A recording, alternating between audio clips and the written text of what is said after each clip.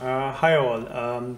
This presentation was originally planned for a conference in Abu Dhabi, but the event got cancelled and I'm sitting now on this amazing slide deck and information wants to be free, so I decided to record this video and share it with the rest of the world. I'll be sharing with you why heat maps or risk matrices are useless and even harmful, and why we need to give up on them and embrace quantitative risk management as a viable alternative. I'll be showing you that quantitative risk management is pragmatically feasible, and that arguments like it's too complex or we don't have enough data are just misconceptions and urban myths spread by the heat map lobby. So now that this presentation is generally about heat maps and quantitative risk management, but I'll be referring to the FAIR methodology as an example for quantitative risk management framework or model. If you don't know about the FAIR Institute, check it out on fairinstitute.org. It's a non-profit organization based in the US, and it's dedicated to advancing the discipline of measuring and managing information risk.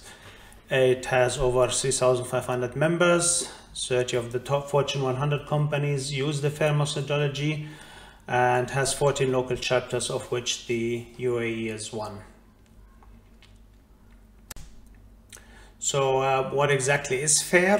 FAIR is a standard taxonomy or ontology for information and operational risk, which basically means that it clearly defines the individual building blocks or variables that make up risk and maps out how they relate to each other and how they contribute to risk.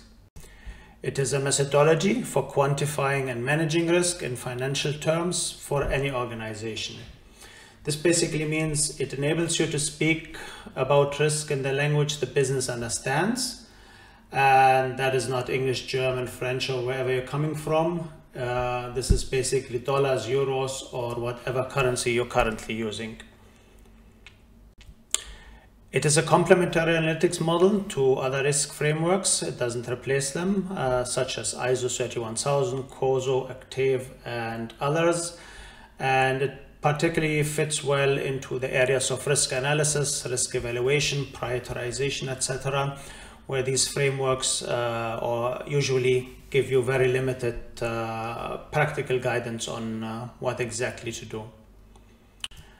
FAIR has been adopted by the Open Group since 2013 and is currently the only international standard quantitative analysis model for information security and operational risks. Now, before we get started with the 13 reasons, there's so many misconceptions about quantitative risk management that I believe it's necessary to start with a quick introduction of what it really is. If I sound judgmental at some times, don't take it so serious. I've been in the same boat before. For many years I've been doing heat maps and actually still do. So let that one pass. This diagram, this risk management stack, basically explains why we have a need for something like FAIR, why we have need for measurement of risk. And basically, if our objective is to achieve effective risk management, we need to start with accurate models. If we want to make rational or defensible decisions, they need to be based on an accurate formal model. We can't just keep making stuff up. We need formal reference models. When we have these models, they will enable us to do meaningful measurements, and in FAIR this is usually annualized loss exposure measured in dollars.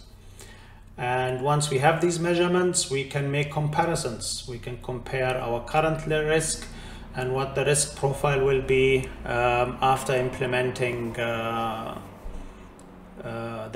possible treatment options. And this, of course, then leads to well-informed decision making. And this is how we achieve effective risk management. So essentially, risk management is a decision-making discipline, but we rarely see it as such.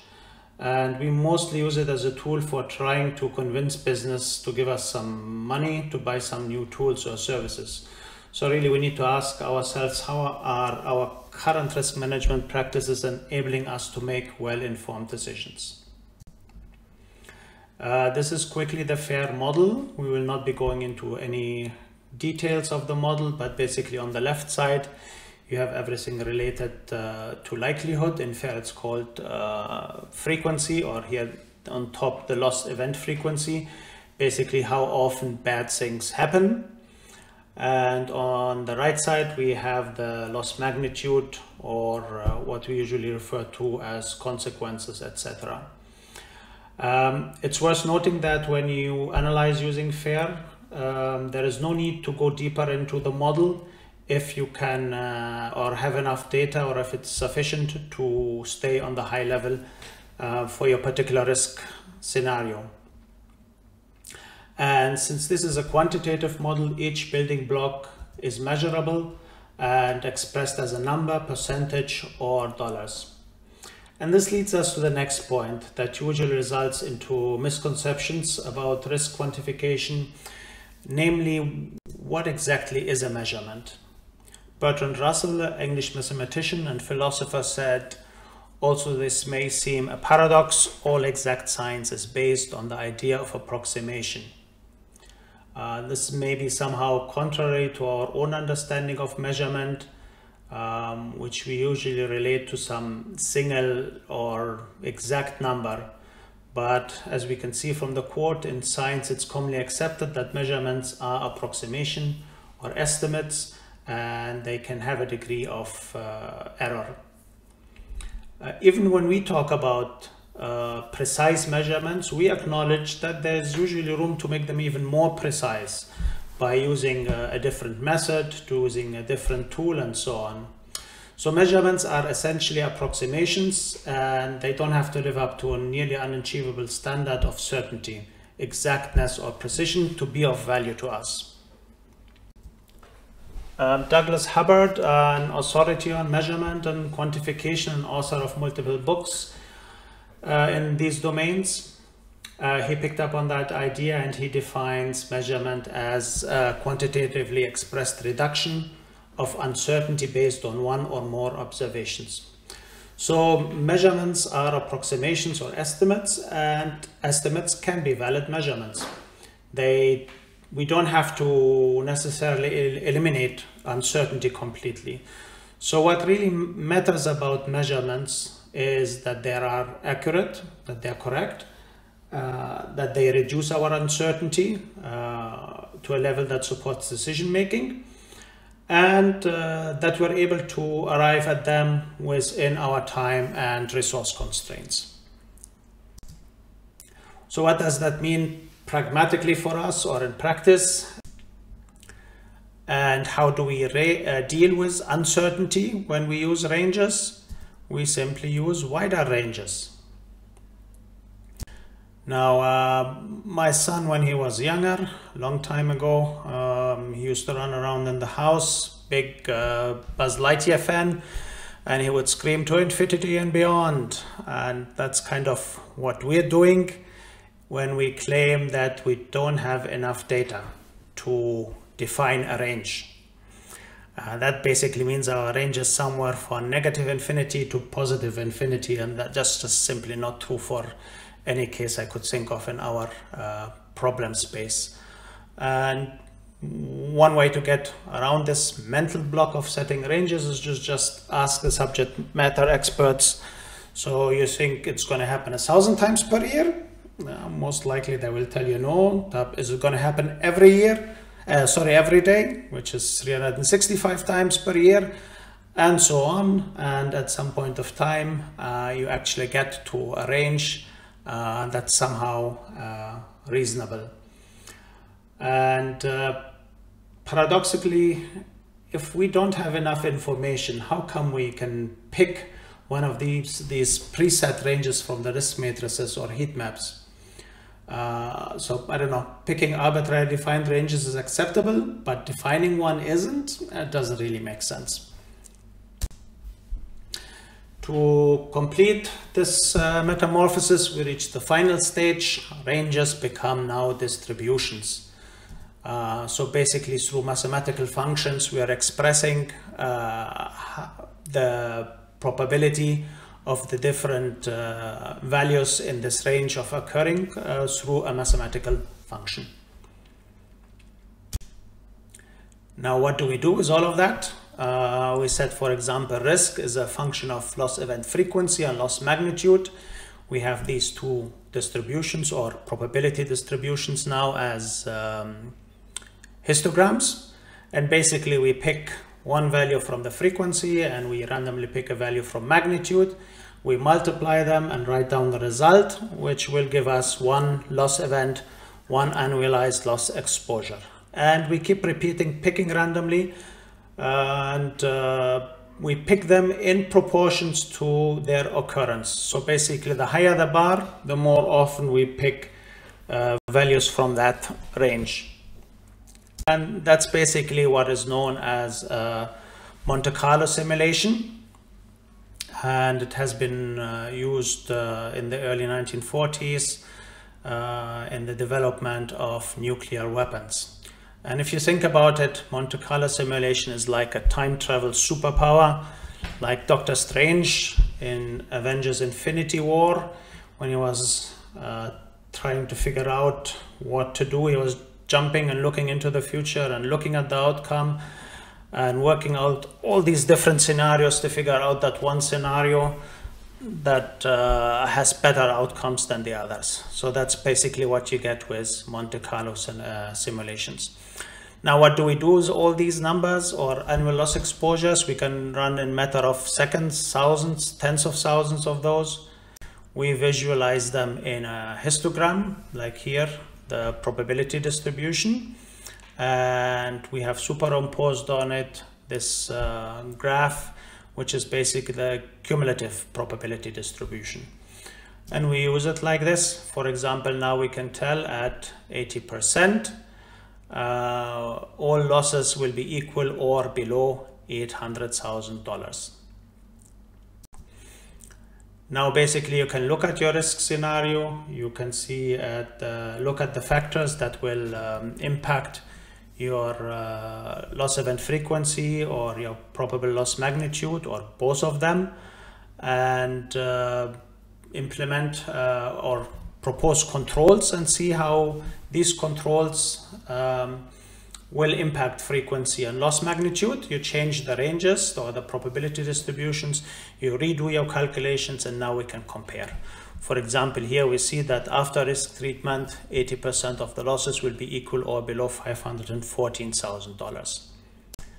Another way to visualize it is the loss exceedance curve, which basically looks like an inverse of the cumulative probability distribution. And this, for example, tells us that there is an 80% chance that we will be losing more than $220,000. And again, this you can repeat with different treatment options. And now you have actual data or information that you can use and calculate the return on investment of these proposed controls. Now, I promised you certain reasons why. I don't think you will actually need certain reasons to be convinced of the value of quantitative risk management. In all cases, before we get started, we need to remember that perfect is the enemy of good. So basically, we do not have to outrun any superheroes. We need to just be a little faster than this other guy being caught by the bear, or the method that we prefer just needs to be better than the other one. It doesn't have to be perfect, and no one is making claims that quantitative risk management is perfect. The first reason, willful ignorance. This is a pretty ugly one. It's the one to rule them all, and we will see it lurking in pretty much all the other reasons, and I think it's quite unforgivable. Chinese philosopher said, knowing ignorance is strength, ignoring knowledge is sickness. Ignorance in itself isn't such a bad thing if you acknowledge it, because then it becomes a driving force for progress. If we want to make progress, we do our research, we build on top of existing knowledge.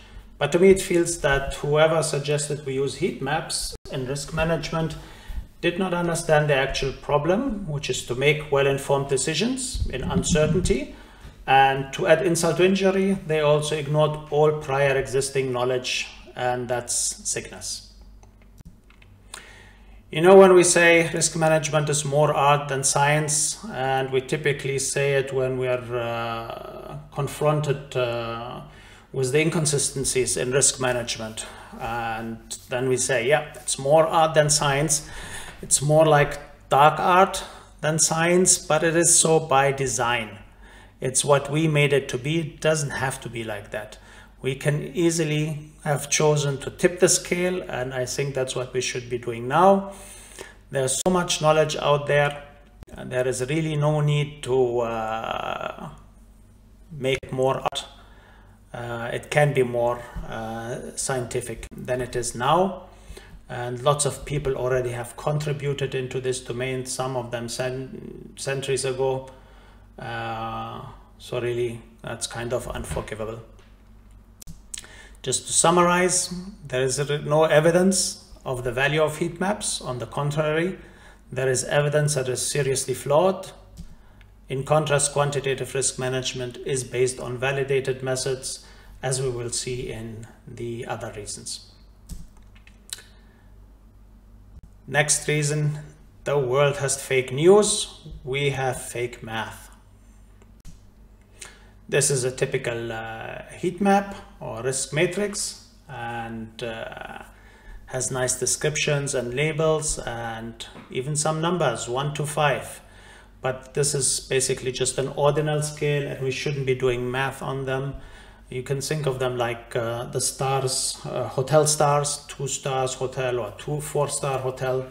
You really can't do math with these stars, but we ignore that, of course, and we do math on them, and maybe we try to rationalize it to ourselves, and we say, yeah, it's just a sort of simplification. But really this isn't, you know, I'm not a big fan of complexity, but this isn't simplification. This is just not valid because the results are completely useless. It's like saying astrology is a simplification of astronomy. No, there are serious consequences in doing math with ordinal scales, and the end result is useless for decision making. And let's see that quickly. Here you have a risk matrix, and that's from the paper, The Risk of Using Risk Matrices. And we look at these 3 risks, A, B, and C, and they're ranked 1 to 3. That's basically the priority, or the logic would be that we need to pay more attention to A, then B, then C. Now imagine you live in a parallel universe, bizarro world. There is everything upside down. And there people decided to just change the scale. Instead, from 1 to 6, they make it 6 to 1. And the logic maybe there is that, yeah, the top risk, we don't want to call it the number 36. We want to call it top risk number 1. Anyway, everything else stayed the same. All the description, everything is the same. Now we look at the risks A, B, C. And they're no longer ranked 1, 2, 3, they're now ranked 2, 1, 3. So basically our arbitrary choice of ordinal scales and their direction led to arbitrary ranking. That's not useful for decision making. Another problem is known as the range compression problem. Here we have 2 risks, A and B, and they both end up medium, but one is actually 100 times bigger than the other. When they both end up medium, you're probably going to give them the same priority. You're probably going to spend the same amount of money trying to treat them and so on, and that's really not very useful. Another example in the same matrix, basically 2 risks A and B, one is high, one is medium, but if you do the math, it's exactly the other way around. The high is medium and the medium is high.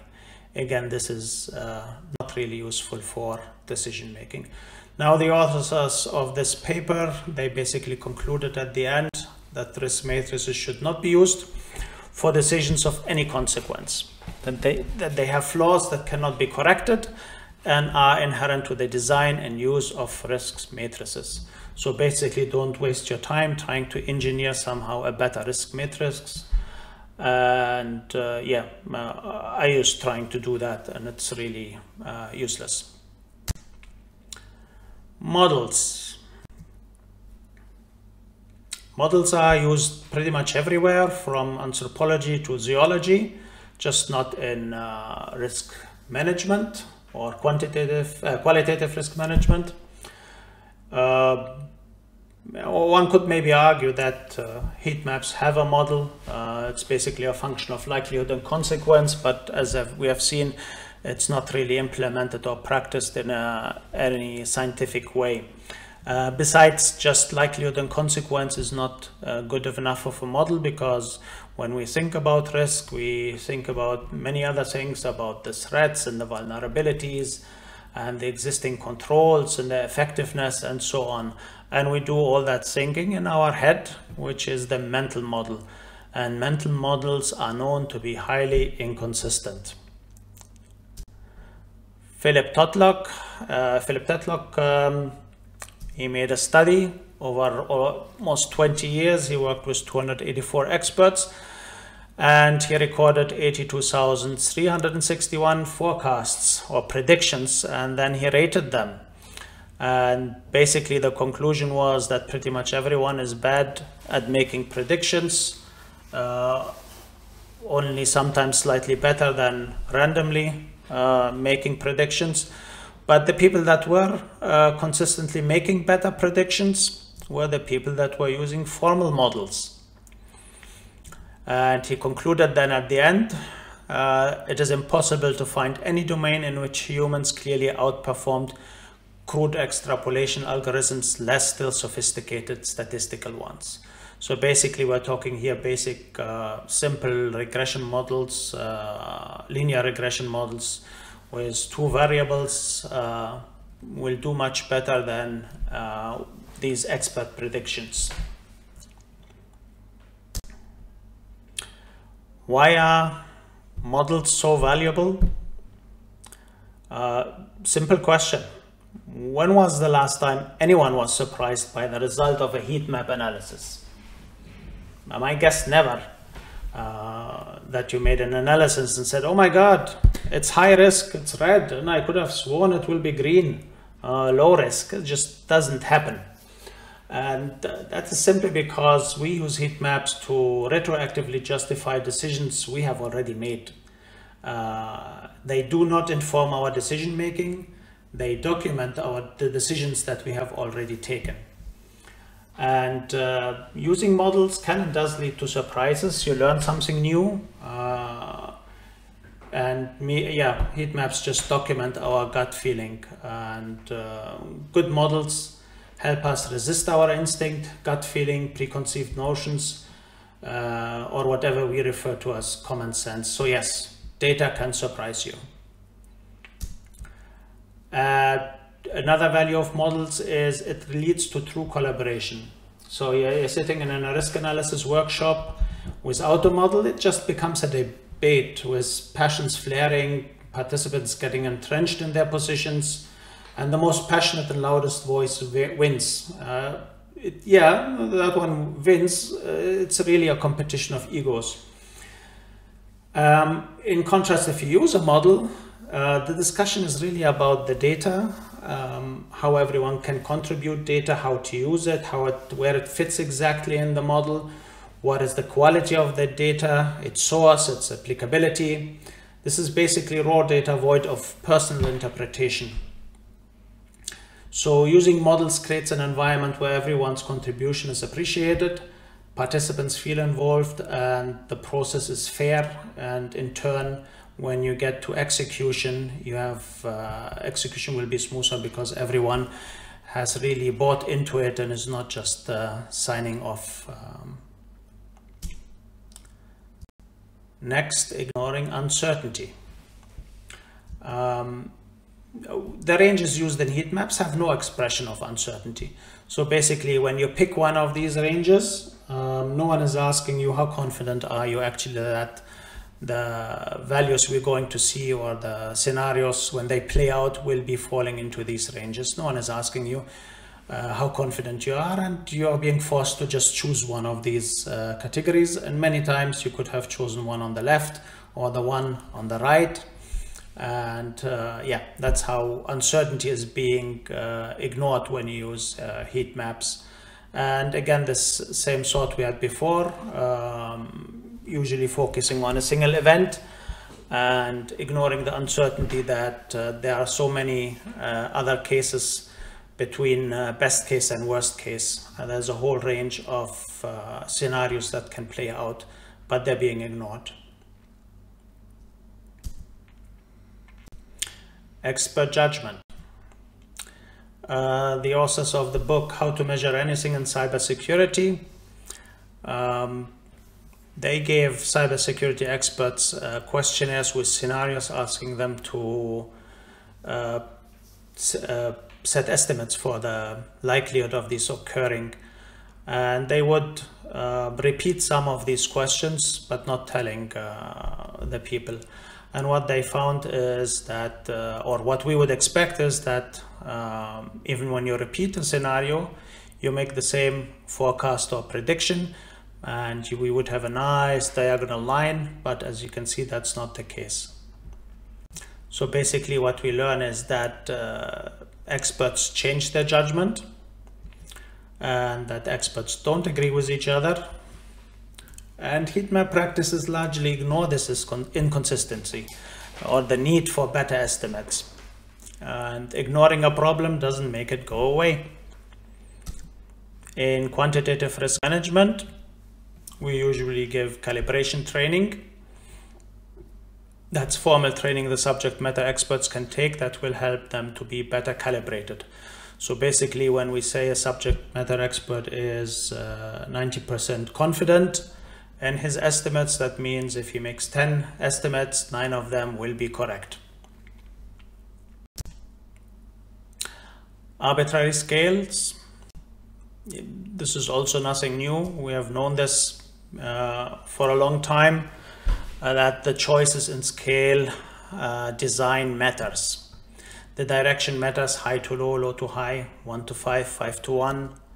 How many buckets we choose matters. If we choose 5 or 10 buckets or ranges.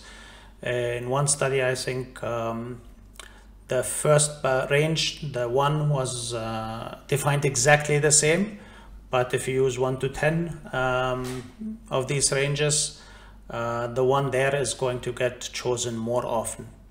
So that's inconsistent. We have a centering bias. We like to pick stuff in the middle, and people have inconsistent interpretation of the labels. No matter how much time you spend explaining it to them, they will go with their instinct or gut feeling, and people mistake these labels as if they were values on a ratio scale. These are all problems you don't have in quantitative risk management because we don't have any need for these scales. Numbers are unambiguous. Seventh reason, human bias. Peter Bernstein, American financial historian, said, without numbers, there are no odds and no probabilities. Without numbers, risk is wholly a matter of gut. And that's the situation you're in with heat maps. They completely ignore our human irrationality, and they don't compensate for them. They don't offer any way to deal with them. And this area of behavioral economics, which is the study of psychology into the analysis of decision making behind economic outcomes, this area in the last years has been studied extensively, and we have even 2 people, Professor Daniel Kahneman and Professor Richard Taylor. Both of them received Nobel Prizes for their contributions, and one is a psychologist, the other an economist. And basically the idea of Professor Daniel Kahneman is that we have 2 systems of thinking, system 1 and system 2. And system 1 is the spontaneous one, and that's pretty much the one we're using when we use qualitative risk management. And quantitative risk management starts or forces us to use system 2 thinking, which is more rational, more structured. And Professor Richard Taylor, I think he personified these systems as Homer Simpson and Mr. Spock in his book Nudge. So these human biases, they have been studied over and over again. I will not go through all of them. And they have been proven through tests repeatedly. So overconfidence, for example, we are overconfident in our ability to make judgments. We think that we are correct or accurate more often than they actually are. Anchoring is a tendency to rely heavily on the first piece of information that we get or that is offered, even if this number or information has nothing to do with our risk analysis. It will impact how the analysis go. You have availability heuristics. Gambler's fallacy is basically when we believe something hasn't happened a lot this year, it's going to happen more often next year, or the opposite, something happened a lot this year, so it's going to happen less next year. Optimism bias, bad things don't happen to us, they happen only to others. Confirmation bias. Framing, basically it makes a difference how you talk about your problem or the decision you're trying to make. For example, if we say our firewall blocks 90% of malware, leads to a different discussion when we say it misses 10% of the malware.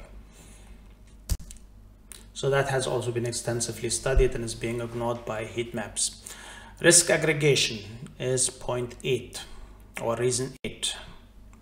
Now really business is not interested in every single risk. They want to see the big picture and they want to see what does this mean for us this year? What does this mean in a specific business unit or to a specific asset? There is really no meaningful way to do any risk aggregation using heat maps. You could count how many red boxes you have or green ones or whatever, but it really doesn't help you in making any decisions or any inferences or learning anything. You could multiply these by the risk ratings that each one got, and you get another number, and just to prove a case, you get here the same exact total score, 452. And I even mix the colors in the same proportions, and I get one a little more green than the other. Really no more meaningful way to do risk aggregation on heat maps, and that is really critical risk aggregation for the business. They want to see the big picture. Now, of course, with quantitative risk management, it's a totally different story, because we have all these nice numbers and annualized loss exposure, and we can express this in different ways. For example, here using box charts. We could do it by loss types,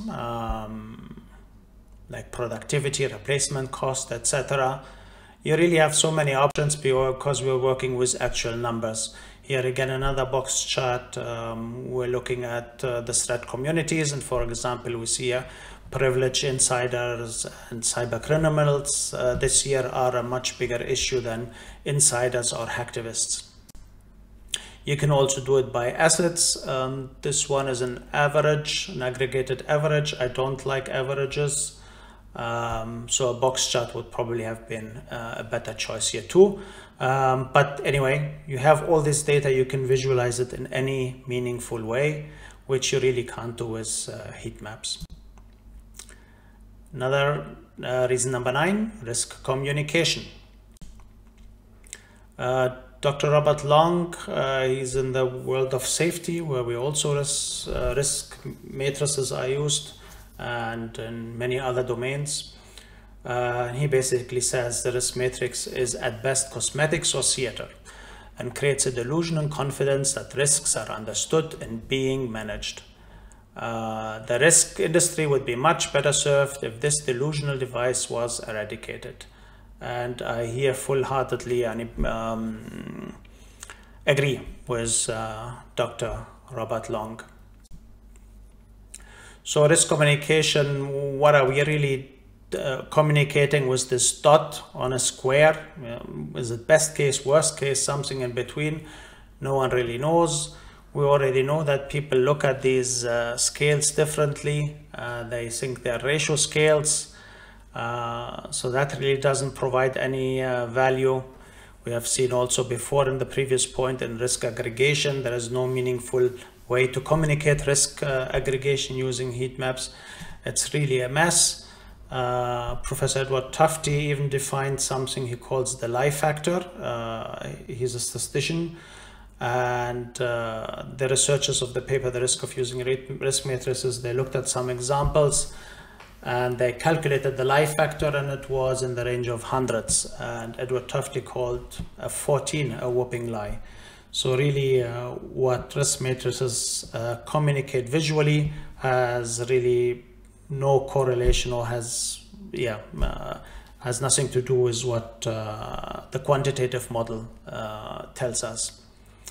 And in contrast, we have seen all the things you can do with numbers, and probability distributions convey far more information more accurately.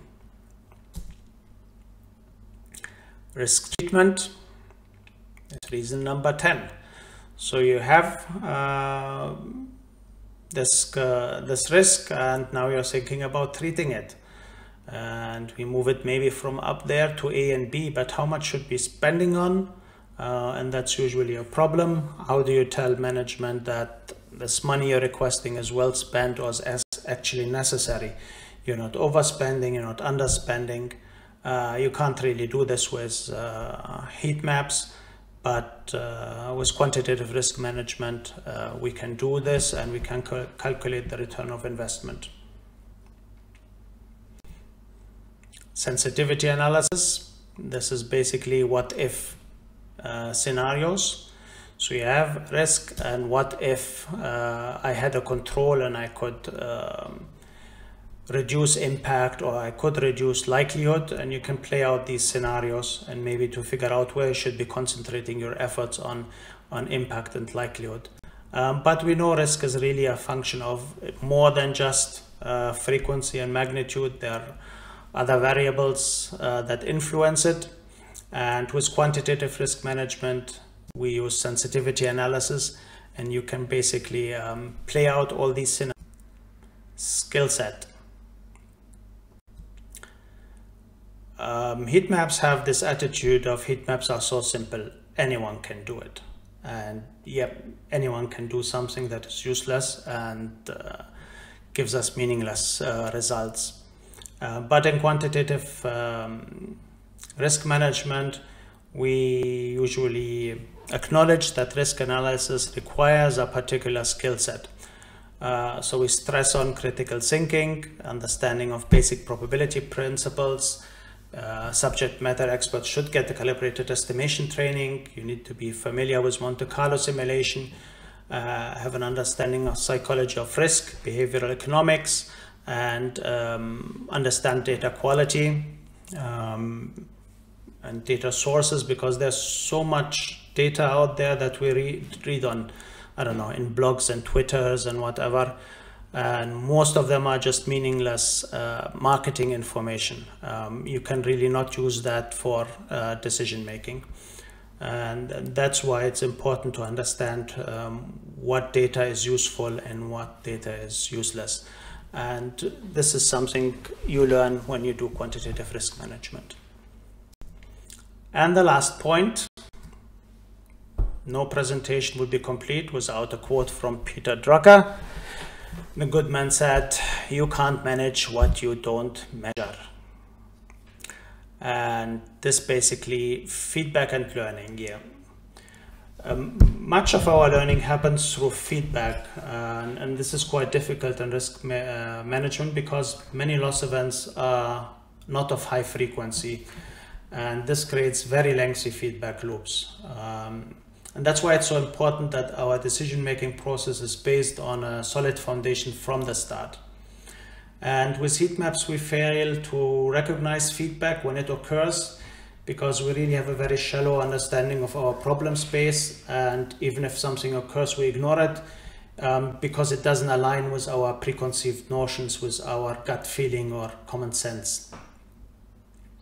So quantitative risk management, or FAIR specifically, focuses on understanding the actual problem and decomposing it into its building blocks. And this leads to a clearer understanding of these building blocks of variables and how they contribute to risk. And this makes it easier then for us to monitor them and to detect changes when they occur. Update with new information. If and when new information is obtained, it's quite easy to review the scenario, make changes, rerun the simulation, and look at the results. But imagine doing this with heat maps, then again you end up, if something changes, you're probably going to start a new round of endless discussion and debates about the significance of this new information and what to do about it. Key risk indicators. Models like FAIR make it also easier to identify possible key risk indicators, since the variables that make up the risk scenario are clearly defined. We know what now to monitor, and we can monitor the variables that contribute to these to risk. And that basically concludes the certain reasons why we need to give up on heat maps. So basically, you have a choice now, and there's really no judgment. You can take the red pill, go back home and pretend this presentation never happened. Go back to the comfort of this unreal world in the matrix, knowing that one day it will be shattered and you will be unprepared to face the harsh truths. Or, no pressure here, you can take the blue pill and acknowledge there is truth and value in what was presented today, and that it's worth looking into. I just noticed I've messed up the pills, blue and red, but you get the point. I'm not going to redo this presentation to fix this, so we're leaving it at that. So I hope you take the correct pill, and if you decide so, I will be sharing lots of references that you can go through.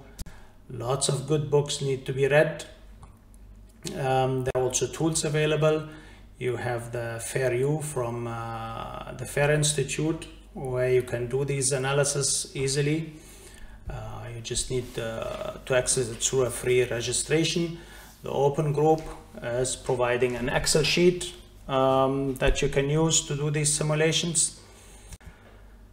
There are other tools in general.